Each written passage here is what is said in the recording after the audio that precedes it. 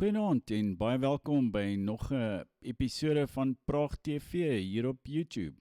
As jy nog nie op die kanaal ingeteken is nie, maak gerus so deur op die knoppie en die klokkie te druk sodat jy kennisgewings van ons toekomstige video's mag ontvang. En vanaand se episode heet Sensuur, Hoofstroom Media en die nuwe tydvak. Nou ek wil sommer so 'n bietjie oor my persoonlike ervarings van sensuur oor die afgelope 20 jaar gesels. Maar voordat ek daarby kom, wil ek jy herinner aan die boek wat ons tans aanbied, hierso op YouTube en ook op die webwerf van ons uitgewery. Dit wil sê Hart van Duisternis deur Joseph Conrad. Dit is 'n boek oor Afrika. Mense sê dit is een van die heel beste boeke oor Afrika wat daar nog geskryf is. So in die laat 19de eeu speel dit af en dis uitgegee in die vroeë 20ste eeu. En dis nou vir die eerste keer in Afrikaans beskikbaar. Ons wil poog om 'n hele aantal sulke boeke wat vir ons iets sê oor Afrika uit te gee. En hierdie is een van die belangrikstes.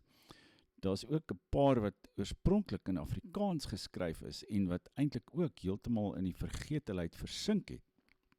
En dit is vir ons verskriklik belangrik om hierdie tekste, hierdie verhale en hierdie pragtige beskrywings ook van Afrika en die oerwoud wat daarin verskyn. Die verhaal van Malo wat op soek is na koorts daar diep in die oerwoud. Dis kyk gerus daarna op die webblad. Ek plaas die skakel hier onder in die beskrywing van hierdie video. Maar ja, terug by sensuur. En ek het skielik goeie nuus vir myself gekry, want dit lyk my dat ek is nou deesdae nie meer onder sensuur op die X-platform nie. Nou hierso is 'n grafiek wat ek dit is vir die afgelope maand van my X-rekening. Nou daar is so iets wat hulle in Engels 'n shadow ban noem. Met ander woorde, dit is 'n soort geheime sensuur wat digitaal op jou toegepas word.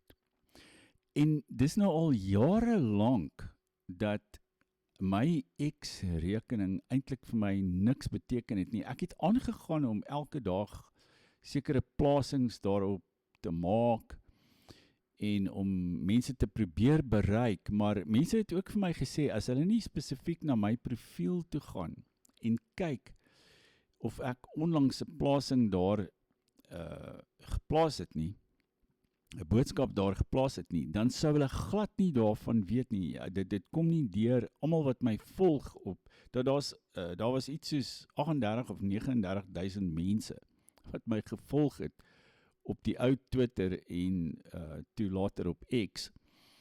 En dan het hulle glad geen kennisgewing daarvan ontvang nie. Met ander woorde, ek is heeltemal daarso onder sensuur geplaas. En toe, so verlede maand op 13 Februarie het daar iets gebeur. Nou, jy kan sien op hierdie grafiek, dis oor die afgelope jaar, dat absoluut niks, ek het geen, hierdie is nou wat hulle noem weergawes of indrukke van my X-rekening per dag. En dit was minder as 100 elke dag tot en met die 13de Februarie en toe daar iets gebeur en toe skiet dit op na 112.000 toe. En as mense op daai onderste grafiek kyk, my volgelinge oor tyd, dan het ek almekaar eintlik volgelinge verloor tot ook hier met 13 Februarie, toe kry ek sommer op een dag 400 by. En dan die laaste grafiek, heel aan die regs daar, dit wys nou die aantal plasings wat ek per dag gemaak het, en dit het nie eintlik vreeslik verander nie. Ek het aanhou plaas, maar hierdie verandering het niks te maak met 'n verandering in my tempo waarmee ek goed geplaas het, of dat ek skielik baie meer geplaas het nie. Iets het verander by X self. En vermoedelik het Elon Musk nou van die ou sensuur metodes en digitale sensuur, geheime sensuur wat daar gegeld het by Twitter, het hy nou uiteindelik opgehef. Ek dink hy het dit vir sekere mense al reeds vroeër opgehef, maar in my geval het dit so lank gevat en ek is tans 'n betalende lid van X. Het kos my iets soos $8 per maand of iets. En skielik is my nou opgehef en oor die afgelope paar dae het ek so 'n bietjie 'n paar plasings gedoen en dit het eenvoudig net vlam gevat. Dis afgesien nou nog van hierdie kanaal van op YouTube is daar nou ook X waarop ek vrylik kan kommunikeer en dis voel dit vir my asof ek nou vir die eerste keer in omtrent 20 jaar uit my tronk uit die tronksel uitgekom het. Nou, gepraat van 'n tronksel, daar is tans iemand in die tronk, meen ek, of hy seker al vrygelaat. Daar was 'n swart man, William Kekana, wat 'n gesin in die vroeë 2000s heeltemal uitgemoor het in Pretoria, in noord van Pretoria, op pad na Hammanskraal toe, stinkwater, so tipe plek. En dit het so in die vroeg, en dit is eintlik waar dit begin het, want tot op daardie stadium, ek het nog 'n rubriek en rapport geskryf, en toe hierdie moord nou gebeur, toe het ek, dit het my so geskok, dat ek besluit het om regtig 'n felle, kritiese rubriek daaroor in rapport te skryf. En jy weet, ek het gedink, hulle sal dalk besware het teen 'n sin of 2 of iets, want onder andere het ek so half gesinspeel daarop, dat hierdie mense, of hulle te lae IQ, of daar's iets fout met hulle. Hoe kan hulle so verskriklike moord pleeg? Hierdie 2 swart mans wat dit gepleeg het.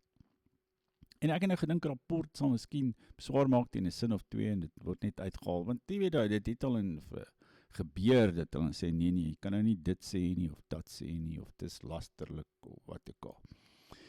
Maar nee, nie daar het iemand by name Annemarie Mischke, ek sal net wys hoe sy lyk, sy het besluit, dat ek nooit weer, en nooit meer 'n rapport sal skryf nie, op grond van daardie rubriek van my, waarin ek verwys het na die moorde wat William Kekana en sy makker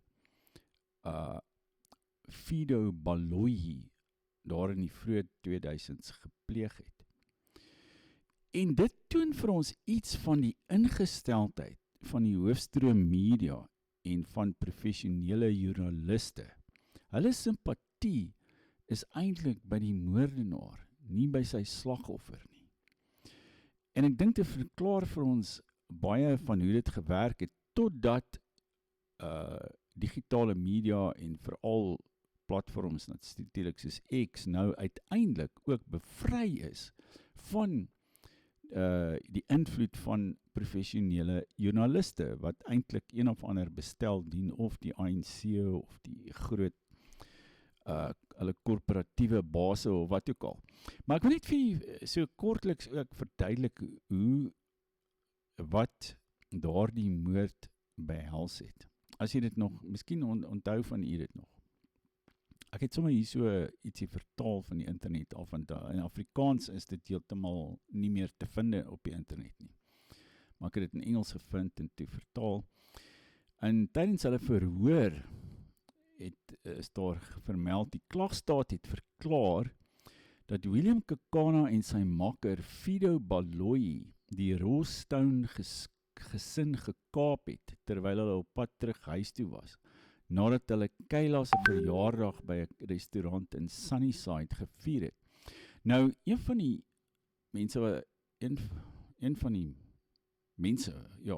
baba wat gedood is, daar was 'n 1 jaar oue baba wat in die kop net eenvoudig gelikwideer is, nie daar koelbloedig doodgeskiet is, en haar naam was Kayla. Hulle is laas lewend deur 'n vriend Colenso Beckley gesien toe hy om 18:15 vanaf sy woonstel vir hulle tot siens gewaai het. Om 19:49 het Janine se verloofde, haar naam is nou Janine Drenner, sy is 24, en Kayla se pa, Rel Clifford Rostown, 'n SMS van Drennan ontvang, wat hom van die situasie waarsku. Om 19:52 het hy 'n tweede SMS ontvang, waarin hy gesê het om die polisie te bel, waarin hy aangesê is om die polisie te bel. Om 20:00 het Baloyi se suster, Namaloko Baloyi, wat naby Stinkwater woon, ook die polisie gebel, nadat sy vir Kayla agter in 'n motor gesien het, wat haar broer en Kekana bestuur het. Hulle het na bewering by haar huis aangekom voordat hulle weer weggery het. Die klagstaat beskryf hoe Drennan en 'n 17-jarige meisie, wat naby Stinkwater ontvoer is terwyl sy saam met haar kerel in 'n straat geloop het, verkragt en in 'n bos naby Stinkwater geskiet is. Kayla is ook in die kop geskiet en vermoor. Drennan is dood, maar die 17-jarige wat vir dood agtergelaat is, nadat sy ook in die kop geskiet is, het daarin geslaag om na haar kerel se huis te stap en die polisie te ontbied. Hester Rostown, dis die ouma, sy was 52 jaar oud, is vroeër gedood, geskiet en uit die motor geslinger op die Hebronpad buite Pretoria. Op 1 Augustus het die polisie die gekaapte motor op sy dak gevind en daarna by Drennan en Kayla se lyke gevind. Rostown se lijk is later dieselfde dag gevind. Toe Kekana in hegtenis geneem is hy na bewering besit van 'n 9mm pistool gevind. Ballistiese verslae het na bewering die geweer, die wapen, het ooreengestem met rondas wat Kayla en Drennan doodgemaak het. En nou sy vermeende medepligtige Fido Baloyi is geskiet terwyl die polisie hom probeer arresteer het. Nou hierdie William Kekana, hy het toe lewenslange tronkstraf hiervoor gekry. Maar stel jou dit voor, dat jy kaap hierdie gesin met 'n baba, verkragt die vrouens, kry sy maar op pad nog 'n vrou om te verkragt, nog 'n meisie van 17 om te verkragt, skiet die baba in die kop dood, skiet die ouma in die kop dood, smyt haar net uit die kar. En as ek daaroor skryf en probeer om mense onder die indruk van die gruwsaamheid en die onhoudbaarheid van hierdie tipe moorde in Suid-Afrika te bring, dan word ek stilgemaak deur Annemarie Mieske, wat so lyk. Nou ja, ons het 20 jaar, eintlik, ons het 15, 20 jaar van sensuur gehad, of selfs langer in Suid-Afrika, waar ons nie mag gepraat het oor alles wat aangaan nie, oor plaasmoorde en oor hierdie tipe moorde, en jy weet, eintlik massamoorde wat daar plaasvind.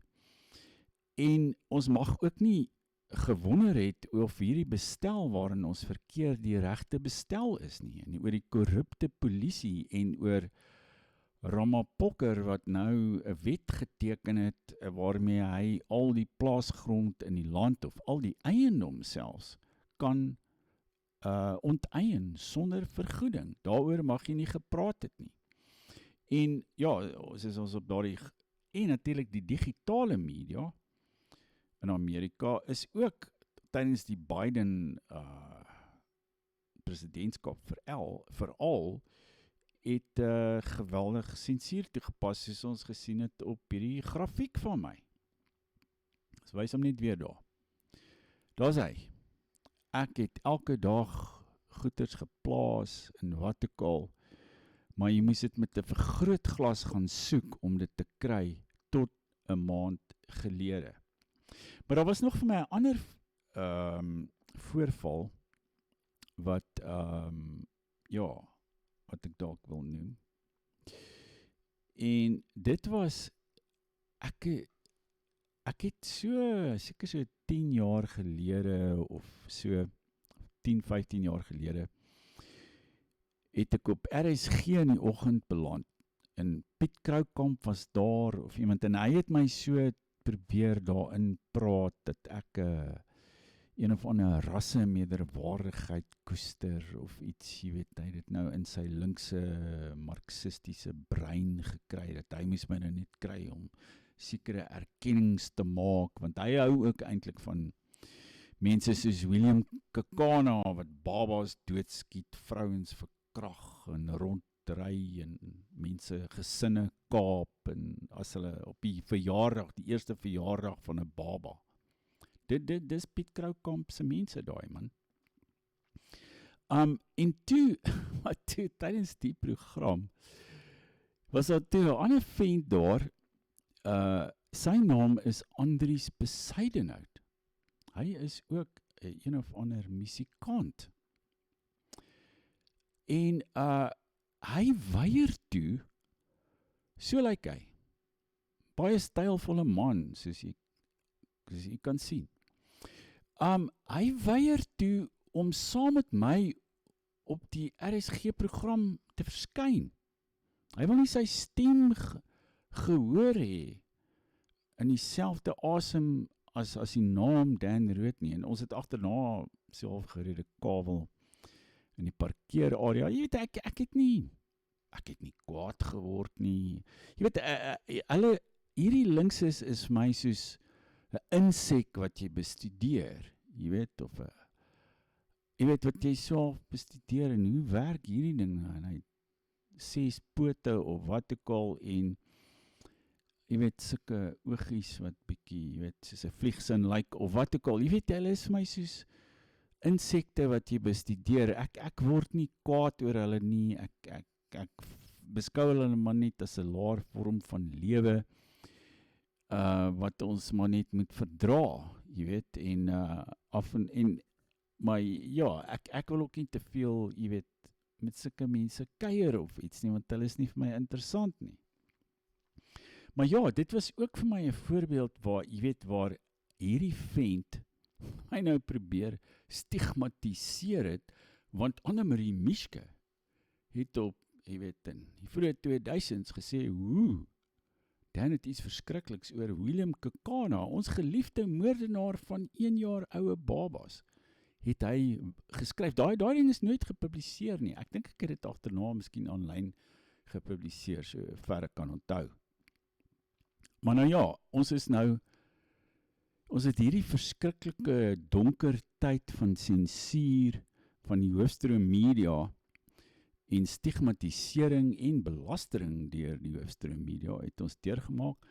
En nou uiteindelik voel dit asof, jy weet, ons kan so half hardloop daar in die veld met die skoenlappers en in die sonlig en wat ek al. Vir die eerste keer smaak ons nou vryheid van meningsuiting. Hoera! En dit maak my baie opgewonde. Ek dink ons kan verskriklik baie reg kry. Maar dis nou belangrik dat ons nie net, jy weet, menings moet hê nie, maar ons moet ook ordentlike navorsing doen oor die geskiedenis. Ons moet 'n hele saak hierso bou teen die ANC, teen die linkses, teen alles wat in hierdie land skeef geloop het in die verlede, in die hede, en dit wat nou vir ons wag met onteiening en die Bella-wet en dit alles. En ons moet dit boekstaaf en ons moet dit kommunikeer. Dis wat nou moet gebeur, en ons moenie ophou totdat ons nie weer vryheid verkry het nie. Nie net vryheid van meningsuiting nie, maar ook vryheid van die geweld, van die verdrukking, van die korrupsie, van alles wat ons tans in die gesig staar en wat ons onderdruk, die onderdrukking van ons taal, van ons veiligheid, van ons kinders, ons kultuur, van, jy weet, ons vermoëns om selfs net brood op die tafel te sit. Dit alles word ons ontneem deur hierdie verskriklike bevind waaronder ons tans moet staan, en wat deur hierdie linkse joernaliste, linkse akademici, vir hulle word deur hulle verdedig, en hulle word deur hulle is half hulle veghonde wat hulle in stand moet hou, sodat hulle ons verder kan besteel en kan onderdruk. Dus ek dink ons het nou eintlik 'n deurbraak bereik en veral danksy Elon Musk wat sy 43 miljard dollar vir Twitter betaal het en dit herdoop het tot X. Dis een groot ding wat in die wêreld gebeur het en danksy hom het die Trump-revolusie plaasgevind. En dit het nou ook vir ons verdere deure in die wêreld oopgemaak en ons verhaal, die Afrikanerse verhaal, word vir die eerste keer in dekades weer gehoor. En ons moenie nou hierdie geleentheid misloop nie. Ons moet dit koester, ons moet dit gebruik, so ver as wat ons kan. En ons moet kyk wat ons nou kan regkry, om uiteindelik onsself van hierdie dwingelandry te bevry en om ons verhaal weer as die dominante verhaal in Suid-Afrika te vestig. Ja, as jy tot hier geluister het, baie dankie vir die belangstelling. Moenie vergeet om op die kanaal in te teken nie en kyk gerus na Hart van Duisternis op die skakel hieronder in die beskrywing. Tot volgende keer, totsiens.